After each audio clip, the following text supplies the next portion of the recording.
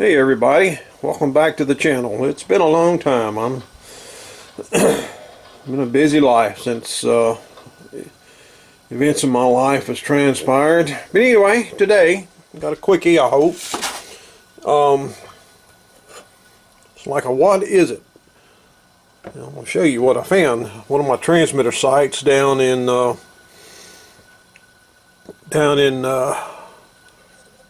Caldwell Parish.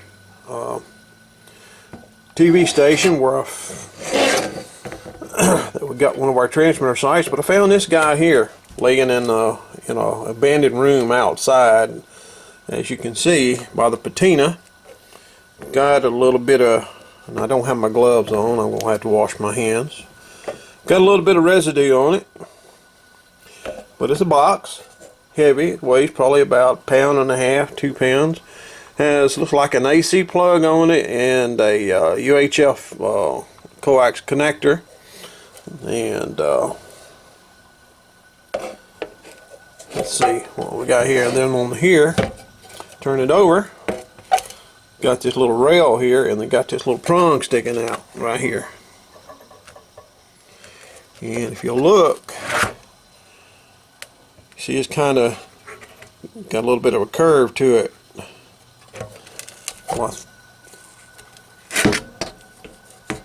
Let's see. It says monitoring diode, RCA, and it has a part number which I haven't looked up yet, but it looks like MI-19051A. So right off the bat, this looks like this goes inside a piece of rigid feed line. If you don't know what that is, rigid feed line in broadcast equipment. This is from a broadcast site, by the way. But it's basically two sizes of copper pipe that creates a coax of kind. However, for high power, it's usually 3-inch, 4-inch, 5-inch, 6-inch. I think you can get it up at 8-inch, but what happens if unless I'm mistaken, in the round part of the copper tube, or the copper feed line, there's a hole drilled, probably about the size of a nickel, just big enough for this to slide in. And what this does is, if you can imagine the outside of the feed line right here, or the outside of the rigid right here, then the inside is going to be about this big around. And so this goes in next to the line that's going the center conductor, which is going in this way here, a certain distance from it. And basically, if my guess is right, there's going to be a transformer and a diode tube in here. But anyway, this clamps to these little ears right here, what allows you to clamp this device to the side of the feed line to hold it still. So let me put you in a tripod and let's open this thing up and let's see if this is what this is. I mean, it says monitoring diode. This has almost got to be what they call a sampling device, to sample how much RF energy, or if nothing else, it's just to pick up the signal and apply it to a piece of test equipment. So let me get you on the tripod and see if we can open up the hood on this, and let's see what's inside. Tell you one thing, I wish I had my gloves, but I can't find them. I've had them, my natural gloves I would put on normally to do this. But let me zoom you in a little bit. Alright, it's just bird poop. Make sure you wash your hands. Don't put your hands in your mouth or nothing like that. Anyway, it looks like it opens just simply by pulling this apart like this right here. Let's turn it around. Make sure you're still in frame. Looks like we have partial access.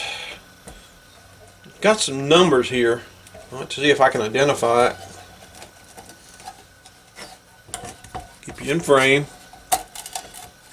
You think this is bad, you should have seen where it come from. Remember that picture tube that we got for that Dumont picture tube that we had? Came from the same place. Alright, we got it coming on. Oh boy.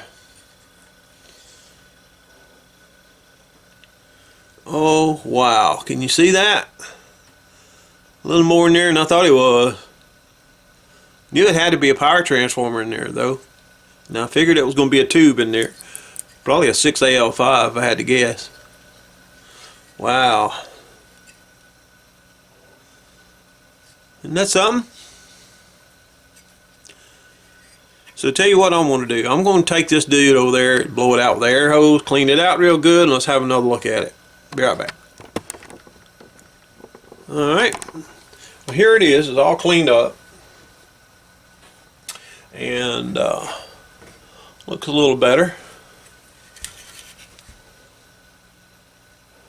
So looking at it now, I was right. It was a 6AL5 little that's a little diode. A little rectifier diode, just like you would find in a lot of broadcast receivers and stuff. And this transformer right here, let me widen it out a little bit. Transformer is nothing more than a filament transformer to light the filaments of the 6AL5. No filter caps or nothing like that in there. It's just heats the filaments of this little 6AL5 so it can do its rectification. So looking at it, the signal, this is the pickup right here, or the tap. Looks like it can be calibrated. If you can see this right in there. Let's see, it's hard to see on this screen here. But apparently, if you look, the pickup tap right here has a little rod in it right there. Comes through and winds up right here. You can adjust this by loosening this screw right here. You can adjust this or turn it in. Actually, it's got a screw adjustment on the end right here. See, you can calibrate this thing by going in or out to get the level that you require out of this. Okay, so that sends that signal in. There is a, looks like an inductor right here to ground. Let's see, where else does it go? From there, the signal from the pickup comes into the, I would assume, the plates of the rectifier tube. And then the output, which is very simple, comes out right here. The rectified output comes over here, gets filtered through a pi section network. A little high value capacitor. Don't know what the capacitance is. Goes through an inductor, through another capacitor, which we can see right here. And then it comes out through a 1000 ohm 1 watt resistor to the output of this UHF connector to whatever you're monitoring. And then it looks like a 82 ohm resistor right here to ground. And then you got two bypass caps right here for the AC for the filament. And then you got two AC line capacitors, X capacitors I believe it's called, on the AC input right here. The tube has seen a little bit of atmosphere. It's white-headed, so we'll have to change that. But I think we need to see if we can find a 6AL5, change the 6AL5, put it on the bench AC power supply, ramp that voltage up. Let's see if this tube will light, and let's see if we can feed a signal into it and see if we can get an output to it. What do y'all think? Let me set that up. Well, searching around, I did find a 6AL5 in my tube caddy. Of course, I didn't bring my pocket knife in with me. Man's always got to have a pocket knife, you know.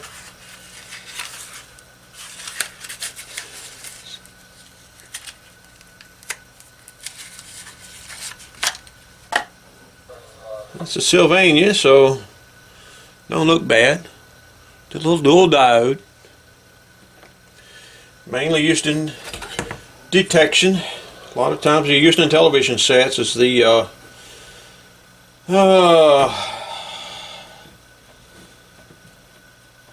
sync detection or sound detector and some stuff.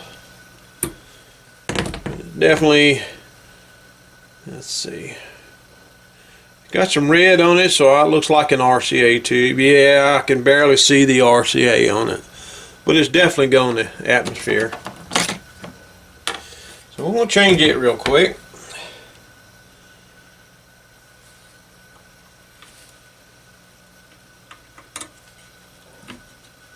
Alright, got a fresh tube in it. Yay.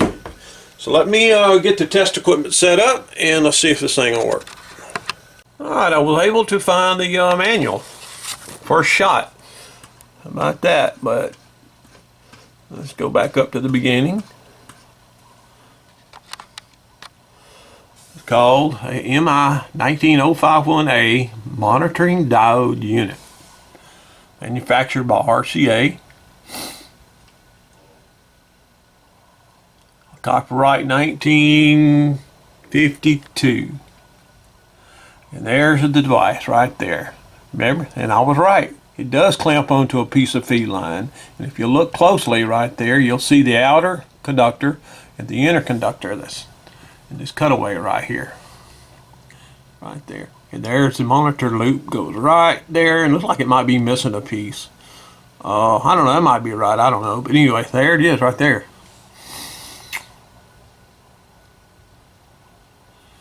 So you got PL259, whatever that is, a couple of clamps, looks like that inductor, then the cover.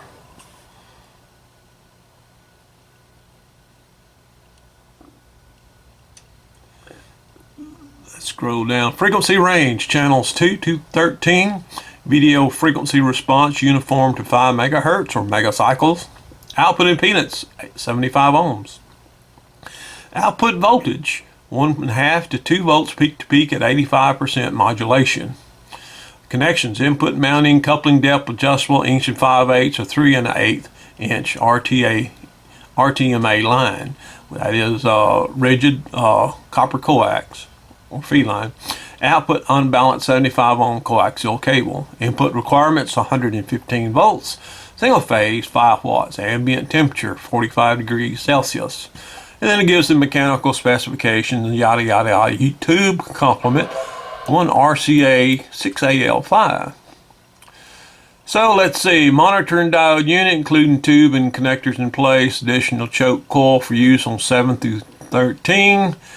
It does have the coil in there, and this used to be on channel 8, VHF channel 8, so that makes sense. Monitoring diode units designed to be used in conjunction with external test equipment for appraising television transmitter performance, doing tune-in and operation. Mounted on either an 1 5/8 or 3 1/8 inch line, the monitoring diode unit employs a pickup probe and a, I can't read that, my eyes are messed up, but a duo diode detector for sampling the transmitted video signal either ahead or after the sideband filter. During tuning, a long time constant circuit in the unit makes it possible to observe the video envelope on an oscilloscope, synchronized with the video sweep generator. For use during operation, a switch on the unit disconnects the long time constant circuit so the picture itself may be viewed on an associate monitor. I don't remember seeing a switch, but I'll look back at that. For measuring the percentage or depth of modulation, an external chopper or vibrating relay is required. When properly connected, this chopper periodically short circuits the 75 ohm portion of the load circuit to provide a 0 reference level. Okay, it tells you about installation and all this kind of stuff. So channels 2 to 6, 9 inches from previous hole, 7 through 13, 3 inches from previous hole, whatever that is.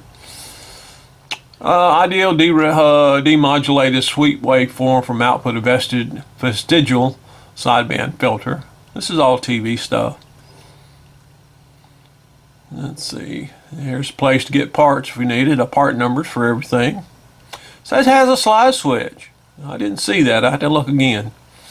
Here it is right there. I did not see that. Alright, so here's your input right here. There's your, actually comes in on the cathode. There's that L102. So there's the filaments, there's the filament transformer and all this. So it comes in on the cathodes, and then I say it's a peak detector. So and then the output comes off the plates, comes in through C101, through L101, which is a pi filter, shaped like the pi symbol. Then S101 goes through R101, through the switch, C107, R102, then output of J101. So, alright. With all that in mind, let's go have another look. See where that switch is that I did not see.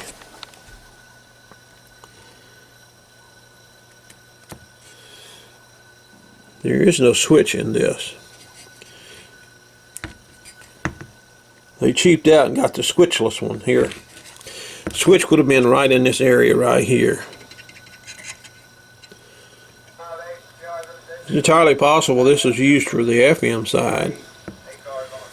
Alright, well, let me put you back in the saddle here real quick, and we'll get this thing hooked up and see if it'll work. Alright, I'm getting the test setup done right now. This thing is pretty ready. I'm just going to kind of spray it. Clean these connections off a little bit. Try to.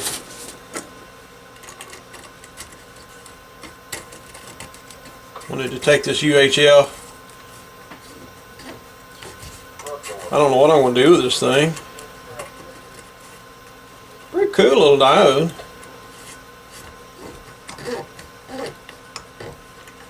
Yeah, that's not going to, that's too jacked up. I'm going to have to get a wire brush a hold of that or something, a Dremel. I don't want to do that right now. That's all that connector's all messed up. I'm not going to be able to just connect into it. So we'll just take the scope probe, connect the chassis, connect directly to this, hook directly up with the scope. Alright, next thing we need to do is get our AC applied to it.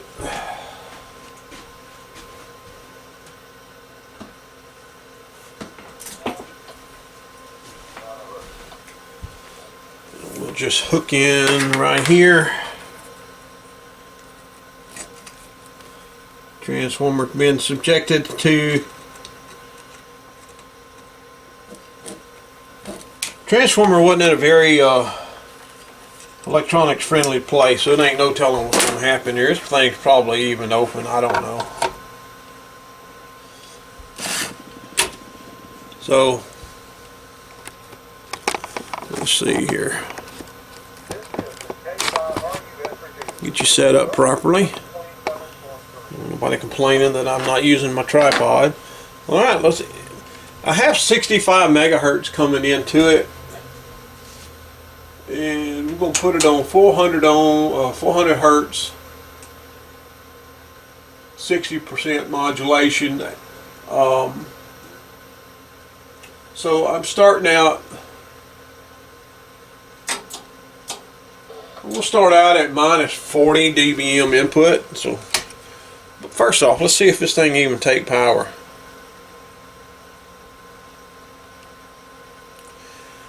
Right now I'm at 50 volts input.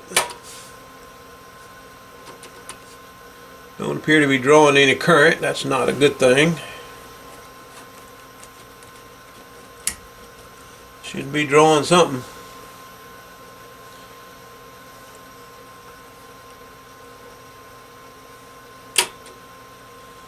Yeah, I'm putting in 117 volts. Oh, the tube filaments are lighting. Good. That's a good sign.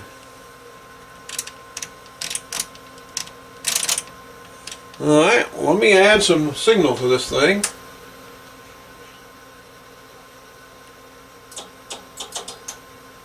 I'm going into it full bore.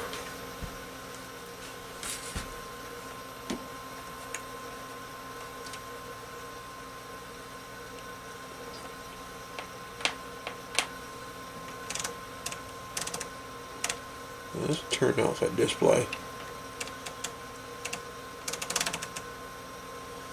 Not getting nothing.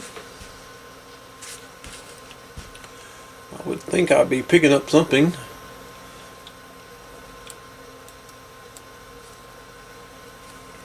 If my scope probe working. I don't appear to have a working oscilloscope here.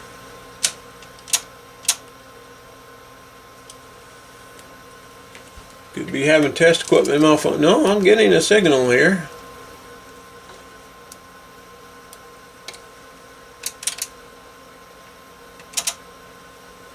Alright, well,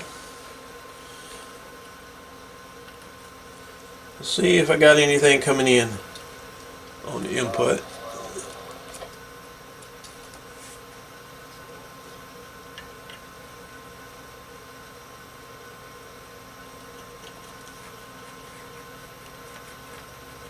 Should have 65. Now, I don't know if this crazy thing is working or not.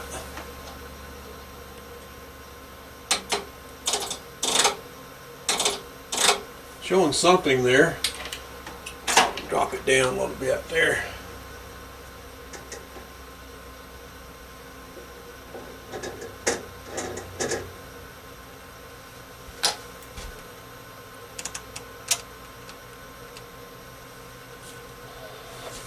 I don't think y'all can see what I'm looking at. I'm sorry.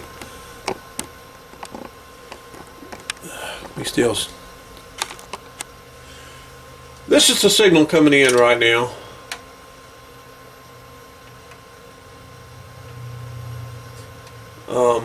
There's my signal coming in. I had to drop it because I couldn't get an indication on here. But anyway, see if I got any kind of output. Yes, I do have an output. This is input right here. And I'm going to go to the output. And there is a recovered audio waveform in the phone.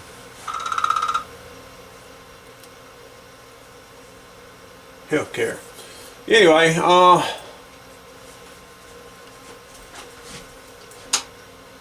that's 400 hertz recovered signal right there. I'm switching to 1,400. Going to continuous wave right here. So if we expand this a little bit.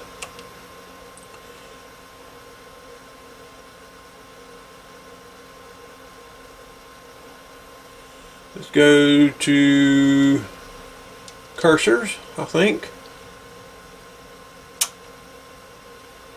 Been a while since I used this, but let's go right here.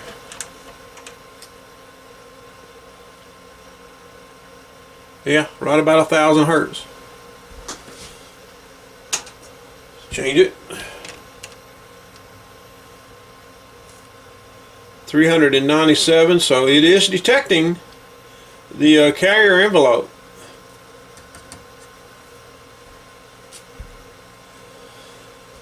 Awesome. Then let me switch back up to the higher band.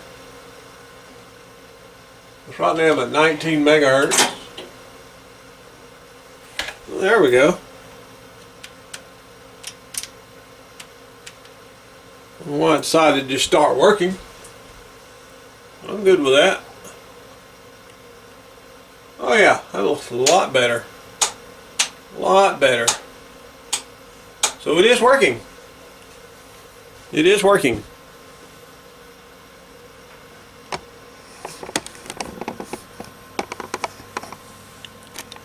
So this thing is what, about 70 years old? Been in a bird crap infested room for Lord knows how long. Probably since the 70s. We come here, pick it up out of the bird crap.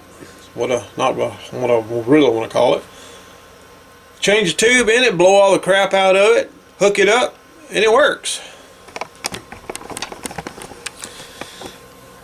That is a testament to RCA. So it just needs a good cleaning now.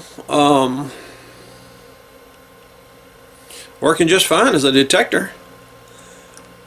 I know one thing I could do with it, a little modification. I can use this as an envelope detector on, I'll have to change a few capacitances, modify the circuit a little bit.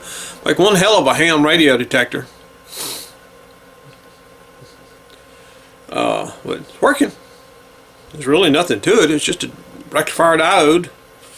You got to supply it power, so it's got a power transformer. A little bit of filtering for the frequency range it's got to have, and boom, Bob's your uncle. So, anyway, that's pretty cool, opening up that old piece of bird crap infested thing. So I'm going to just kind of let it run for a little while, let that transformer bake. I don't know what the heck I'm going to do with it. It's pretty nice find, pretty neat little piece of engineering. RCA made some good stuff back in the day, but that transmitter site was KNOE in Riverton, Louisiana. James A. No founded the station, that's why it's KNOE. But they had RCA system way back in the day. I don't have any pictures of it, but found lots of old RCA stuff, and some of it I've appropriated. Matter of fact, let me show you.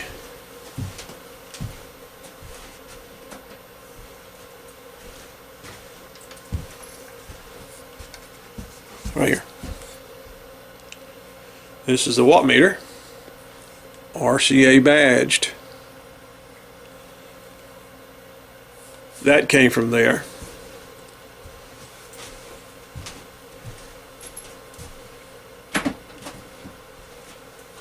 However, RCA did not design that. That's a bird unit, just rebadged and repainted to match RCA style. Anyway, thank you for joining me. I'm sorry it's such a short video relatively, but it's kind of cool looking at this old stuff, and I had to bring you something, and I thought y'all might find a little interest in that. Again, don't know what I'm going to do with it. I'm going to let the transformer bake. Let it run for a while, and probably put it back together and put it in a box, mark it and date it, and have it for later on. But anyway, thanks for joining me, and hopefully I can get something a little more interesting next time. Y'all have a great day. God bless. Bye-bye.